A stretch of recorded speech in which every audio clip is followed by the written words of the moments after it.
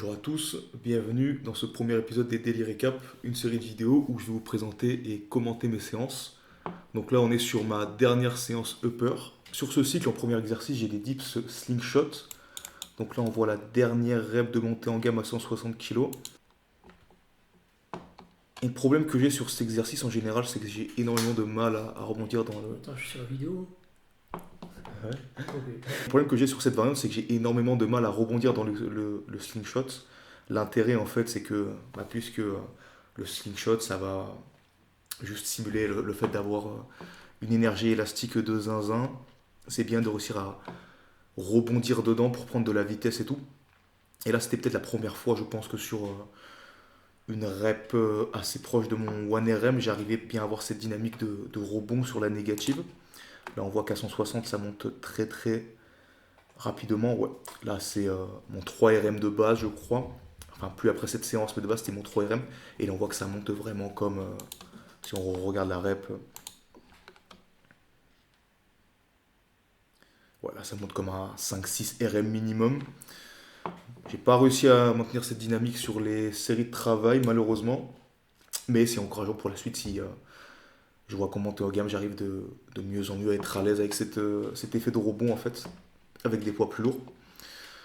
Donc là on est sur, ah bah non, du coup c'était l'avant-dernière série de montée en gamme. J'ai fait une dernière série de montée en gamme à 175 où là on voit que j'ai encore un peu de mal à rebondir dans la négative, même si c'est un peu mieux que d'habitude, mais là il y a beaucoup moins ce truc de rebond dans le slingshot et on voit que j'ai un petit miss groove sur le milieu de la rep. Hop, où je perds un peu l'attention, j'ai les coudes qui partent un peu dans tous les sens, ça c'est un problème qui est assez récurrent sur les dips slingshot. Et j'ai un peu l'impression que c'est parce qu'en fait le slingshot il va avoir tendance à ramener vos coudes vers l'intérieur, donc ça donne une dynamique d'ouverture de coude un peu différente. Mais ça peut être aussi dû au fait qu'il y a une charge absolue qui est assez impressionnante et que donc pour groover c'est un peu funky quand on commence à aller sur les bas RM. Donc là je me sentais quand même assez bien. Un peu moins après la 175 où j'étais un peu moins en confiance niveau groove et tout, mais en termes de force générale je me sentais extrêmement bien. Et donc j'ai décidé de tenter mon one rep max. Donc là j'ai mis 185 kg. Ce qui est sur mon tableau avant la séance un PR plus 2,5 kg. Donc là on voit que il y a stupidement beaucoup de poids entre mes jambes. Ça c'est le problème quand vous faites des dips en salle commerciale et que vous commencez à être un petit peu fort en absolu, c'est que ça devient un cauchemar. Les disques Fitness Park ça va un peu mieux que quand j'étais à Basic Fit parce qu'ils sont plus longs mais ils sont moins larges. Donc juste ça fait une largeur absolument moins élevée. Ça permet juste de moins écarter les jambes parce que j'ai l'impression que plus tu as les jambes écartées sur des dips, moins tu arrives à mettre de tension au niveau des hanches et tout. Et c'est un truc qui est important surtout quand on est sur des RM assez bas. Donc là, je crois que la rep passe assez bien, mais que ouais, grosse perte de tension au milieu de la rep. On voit littéralement que je redescends avant de remonter. Ça, c'est un truc qui m'arrive méga souvent sur cette variante. L'ampli est un peu limite aussi, mais sur des dips slingshot, ça aurait carrément plus tendance à rendre la rep moins efficiente et plus compliqué de juste moins s'enfoncer dans le slingshot parce que plus vous allez aller profond sur votre ampli, plus vous allez avoir d'assistance. Et là, on voit que je descends pas trop. Là, on voit que je descends pas trop, que je remonte, que j'ai une perte de tension sur les trois quarts de la rep. Mais que ça passe quand même assez bien, donc assez encourageant pour le prochain cycle où je pense aller chercher les 190, je pense. Puis ensuite les 200 pour la gloire. Et il y a ensuite moyen que je remonte le slingshot sur les humérus parce que là je le mets assez bas parce que ça augmente l'assistance sur les dips. Mais au bout d'un moment, mettre beaucoup trop lourd, c'est chiant à setup, puis c'est pas forcément pertinent. Ensuite, deuxième série, 3 fois 165. Je crois qu'il y a le même problème de groove que sur la série d'avant. Mais puisque c'est un 3RM, c'est un peu moins hasardeux, c'est moins capricieux et donc c'est plus rattrapable. On voit que je crois que là la première rep monte plus lentement que la deuxième. Ouais, quasiment. Là on voit que je perds énormément de tension sur la négative. Genre je tombe vraiment vers l'avant. Truc que vous voulez vraiment pas du tout faire sur les dips slingshot, où j'ai l'impression que en gardant beaucoup de verticalité, en ouvrant bien les coudes, on arrive à mieux s'enfoncer dedans. Mais là, on voit que sur la troisième rep, je fais une espèce de truc de fou, je plonge vers l'avant, et du coup je suis obligé de me rattraper sur la concentrique en me replaçant correctement et tout. Et donc là c'est encore une fois technique qui est pas très efficiente, mais PR 2,5 kg toute façon, c'est un problème que j'ai de manière assez récurrente sur les dips slingshot et donc c'est quasi la standardisation que j'ai sur le mouvement. Après, dans l'idée, avec le temps et en prenant l'habitude, ça va juste me permettre d'être mieux sur mes reps et donc de faire des PR plus qualitatifs. Dans l'idée, on ne veut pas garder une exécution hasardeuse juste parce qu'on considère qu'on standardise comme ça, parce que le principe d'une exécution hasardeuse, c'est qu'elle est hasardeuse, quoi, et que c'est surtout plus dangereux et moins efficace pour progresser correctement, quoi. Donc la troisième série, 11,60-30 kg, je crois que là c'est beaucoup mieux au niveau du groove, mais surtout par rapport au fait que la charge absolue elle est moins élevée. Donc l'idée c'est que ça permet de mieux se concentrer sur le mouvement, etc. Et que niveau ajustement, s'il y a un petit problème pendant la série, c'est beaucoup plus facile à rattraper. Là je suis vraiment sur des charges de travail que je fais sur ma variante classique, sans slingshot, donc je suis très très à l'aise sur le setup. On voit que je suis beaucoup moins intimidé en tout cas, et que donc sur les premiers reps j'enchaîne assez bien. Là, l'amplitude est encore un petit peu limite, mais ça apporte la même problématique où c'est pas forcément un problème niveau standardisation et cohérence sur les tableaux parce que ça rend littéralement la rep plus compliquée et que c'est moins efficient, quoi. Donc là, on voit que je dead stop un petit peu trop longtemps parce que du coup, c'est une variante de dead stop. Parce que de base, j'ai tendance à un petit peu lazy lock et tout. Donc, avec Font, on en avait profité pour juste mettre en place cette variante au slingshot pour que j'évite de me reposer dedans sur toute la série et que je fasse des espèces de juste de dips délestés où c'est sûr que j'aurais pu mettre des poids débiles sur des rep range débiles mais que ce serait pas forcément très pertinent parce que l'intérêt de la variante slingshot c'est justement de rendre la partie basse plus facile et la partie haute beaucoup plus compliquée, quoi. Mais là où on voit que j'enchaîne beaucoup mieux, qu'il y a des reps où j'ai encore du mal à rebondir dans le slingshot, mais encore une fois sur des rems un peu plus hauts, c'est pas moins problématique, mais ça empêche moins, enfin ça compromet moins la série, quoi. Là ça va, on voit que j'ai une très bonne capacité de grind sur l'exo, c'est un peu l'intérêt en vrai, hein. Dans l'idée c'est rassurant de grind sur l'ampli haute, sur la variante slingshot, quoi. Et je crois que j'ai une dernière série du coup à 81 kg pour 27 reps, ce qui est étonnamment peu, mais encore une fois, ça fait pas longtemps que j'ai mis en place la variante et donc niveau gestion de l'effort, etc., c'est un peu particulier et c'est un peu compliqué. Je sais que j'ai très vite progressé sur ces RM de volume où je crois que la première fois que j'en ai fait, j'avais fait 30 fois 60, puis ensuite sur le cycle après 30 fois 70, et là 27 fois 81, donc quasi 30 fois 80, quoi. Donc ça fait sur 3 cycles 30 kilos de plus, donc c'est vraiment juste que c'est une sorte d'habitude et de groove général, etc. Là on voit que sur le coup j'arrive bien à rebondir dans le slingshot, mais quand il y a aussi léger, en vrai c'est vraiment beaucoup moins compliqué. J'ai moins peur de me jeter dans la néga. Même si on voit que là niveau amplitude c'est encore un peu limite, mais beaucoup moins. Là on voit qu'il y a juste une meilleure exécution au fil des séries, mais je pense que c'est surtout parce qu'il y a plus léger à chaque fois, quoi.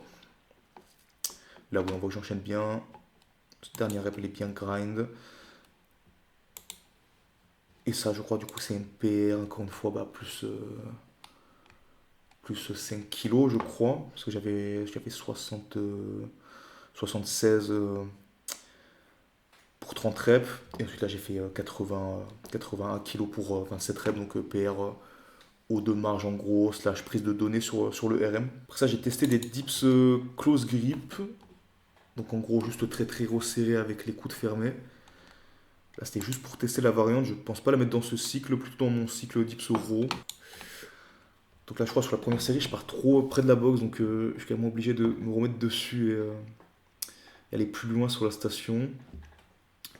Je trouve que c'est pas trop mal, ça manque peut-être un petit peu d'ampli. Là on voit que c'est lent, mais je crois que la dernière rep elle est plus rapide que les 4 premières parce que juste je m'habitue à la variante et donc je tâte un peu le terrain. Là où la dernière rep elle est easy chair. Je crois que j'ai 10 fois 60 kilos, mais vraiment RPE, cuck chair. Je crois que la dernière rep elle est carrément posée tellement c'est easy. Parce que sur le coup c'est vraiment vraiment des poids que je maîtrise bien, surtout sur ces RM, même si c'est une variante qui est un peu plus compliquée. Là on voit encore une fois peut-être ça manque un petit peu d'ampli, l'angle est un peu compliqué pour en juger. Un peu de lazy lockout, mais c'est ce que j'ai tendance à faire sur les RM de volume. C'est pas forcément un problème si on standardise toujours de la même façon. En vrai, pas grand chose à dire, hein. Niveau ressenti général, c'est très léger. L'exécution est pas trop mal, mais compliqué d'en juger avec des poids aussi légers ce que je suis capable de faire. Puis là, je me suis tapé un délire, je crois que j'ai fait 30 fois 40 kilos. Ou sur le coup, la série elle est un peu funky, j'ai pas trop d'ampli, je les illoque beaucoup, je crois que... Ouais, c'est une espèce de demi-dips quasi à la para. Là, les coudières, ça rend un petit peu compliqué avec le t-shirt noir pour voir un petit peu, mais en gros, là, je suis sur l'ampli basse et là, je suis sur l'ampli haute, quoi. Mais ouais, pas grand chose à dire, là, c'est très très léger. Je remplis juste des tableaux pour peut-être reprendre la variante un peu plus clean sur le prochain cycle. De toute façon, l'intensité est tellement qu'est-ce que j'aurais pas du mal à battre ses pairs, même en ayant une exécution deux fois plus compliquée. On voit que ouais, même la dernière rep, elle est posée et tout, tellement c'est ridiculeusement facile, quoi. Et puis, c'est tout pour les dips. En vrai, j'ai l'impression que ça progresse très très très bien sur la variante slingshot. Là, l'idée, encore une fois, c'est d'aller chercher les 190 pour le prochain cycle et tout, pour voir si le ratio entre dips classique et dips slingshot il s'est égalisé. Je pense que quand j'aurai 190, il y a moyen que je puisse mog les 160, 162 en dips row, ce serait pas trop mal. Et sur le coup, la variante, elle m'a vraiment bien carré niveau force de dépression et potentiation, où l'idée c'est que s'il y a un cycle, on va mettre 30 kilos de plus sur la variante de l'autre cycle, et en fait, on va se sentir beaucoup plus léger et tout. Si moi je fais mes séries de travail dips slingshot à 160 kg et qu'ensuite je fais mes séries de travail en force en row à 140 kg, bah, c'est 20 kg de moins. Je vais me sentir beaucoup mieux au niveau de la dépression et tout parce que le slingshot il va délester à peu près à partir de là ou sur les premiers degrés de l'ampli, c'est vraiment full le poids quoi qu'il y a entre les jambes. Puis ensuite tu es délesté par le slingshot et encore. Du coup, ça permet juste de bien tanker la dépression, bien tanker les premiers degrés de l'ampli, bien tanker le lockout et tout. Donc c'est vrai que sur les cycles, sur le cycle où j'ai des dips classiques, c'est très très très confortable pour cette raison quoi. Puis deuxième exercice, traction supination. Ça fait pas longtemps que j'ai repris cette variante. Ça fait extrêmement longtemps que j'avais pas fait de traction supi comme variante de traction coude fermé. Quand j'avais arrêté d'en faire pendant un petit moment, c'était des tractions en prise neutre. Donc juste en prise neutre quoi.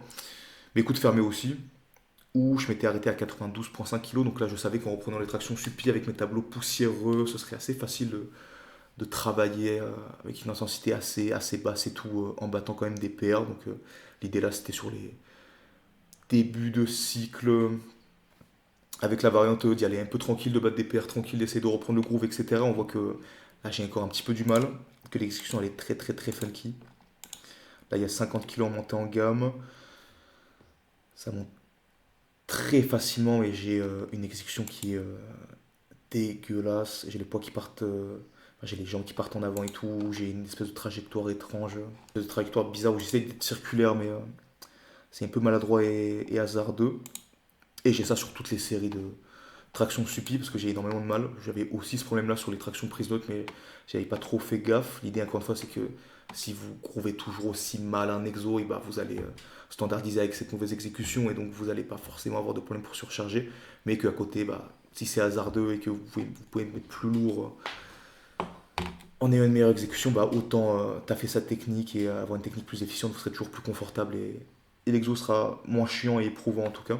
Donc là, dernier warm-up à 60 kg, ça monte très très bien aussi. Mais toujours le même problème. Un peu moins, je crois, mais surtout par rapport au fait que je peux moins partir en avant avec les jambes en serrant les poids parce qu'il y a plus lourd, quoi. Il y a quand même une sale marge, je pense, de progression sur les prochains cycles.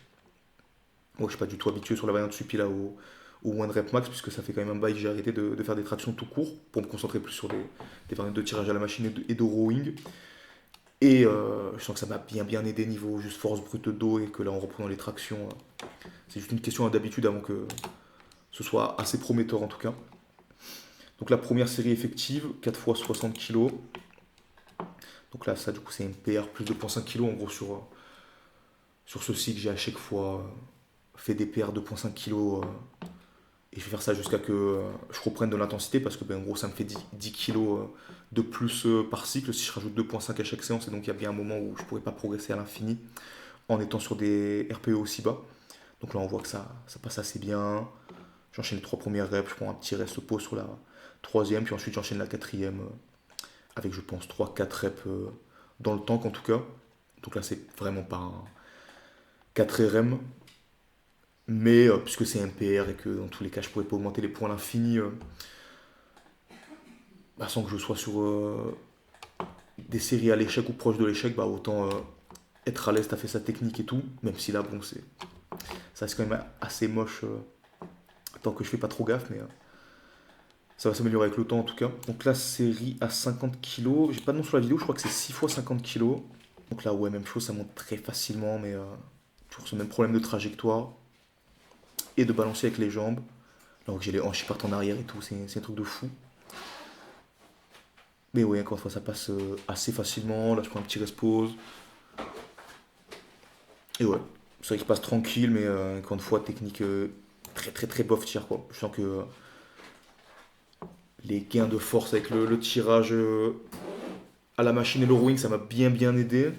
Mais que bah, la technique ça ment pas et que si on veut être efficient et mettre le plus lourd possible, bah, il faut faire le mouvement correctement quoi. Mais là, c'est vraiment un problème de groove qui me fait mettre moins lourd que ce que je pourrais vraiment mettre, donc je m'inquiète pas. Niveau cohérence au niveau des tableaux, c'est juste que je vois le temps de taffer là-dessus tant que je ferai des séries aussi nulles niveau intensité et facile quoi.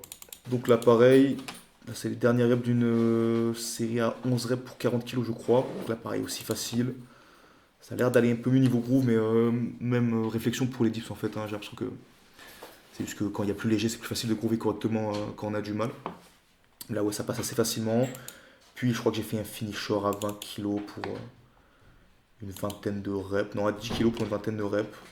Où là encore, une fois le groove va un petit peu mieux. J'ai l'impression que quand j'ai très léger sur les dernières reps, j'ai tendance à bien partir en arrière. Là, on le voit bien, ouais. Ouais, je pars vraiment beaucoup, beaucoup en arrière. Même beaucoup trop, pour que ce soit efficient. Mais voilà, pareil, c'est très, très facile. Puis voilà, pour les tractions suppies, ça fait pas trop longtemps que j'ai repris. Je crois que ça fait 2 cycles, donc 3 semaines en gros. Parce que je les ai réintégrés dans mon programme à la deuxième semaine de ce dernier cycle.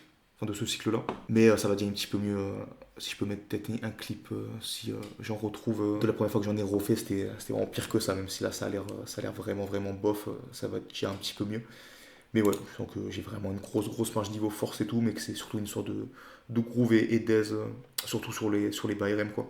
Mais bon, c'est assez classique quand on reprend un exo et que on n'a pas de facilité technique dessus parce que je suis naturellement assez fort aux tractions, mais c'est un mouvement où j'ai toujours eu beaucoup, beaucoup de mal techniquement, quoi. Vous voulez accéder à l'épisode complet où je montre notamment le travail d'isolation et la seconde partie de la séance, vous pouvez nous rejoindre sur le Discord Fontesque. Vous pouvez retrouver là-bas d'autres contenus exclusifs du genre, ainsi que des articles sur la méthode, l'accès à la communauté, au giveaway, etc. Pour nous rejoindre, ça se passe sur la page Kofi en description. Moi, c'est une séance pas trop mal en vrai. J'ai bien géré sur les premiers exos, encore une fois, j'ai beaucoup de problèmes niveau groove exécution sur pas mal de trucs, mais ça va que en s'améliorant, donc c'est pas forcément un point négatif. Mais c'est vrai que vers la fin, ça m'arrive souvent, mais là c'était un petit peu plus que d'habitude, mais on voit que j'ai un peu plus de mal et tout. C'est surtout sur la troisième partie de la séance où je sais que je suis toujours un peu KO et tout, que des fois ça m'arrive de un peu moins gérer mes PR et mes choix sur mes tableaux, mais que là ça allait pas trop mal. Si vous avez des questions sur la vidéo, la séance ou d'autres sujets divers et variés sur la musculation ou la méthode Fontesque, n'hésitez pas à poster un petit commentaire. Et moi je vous dis à bientôt pour un nouveau Daily Récap.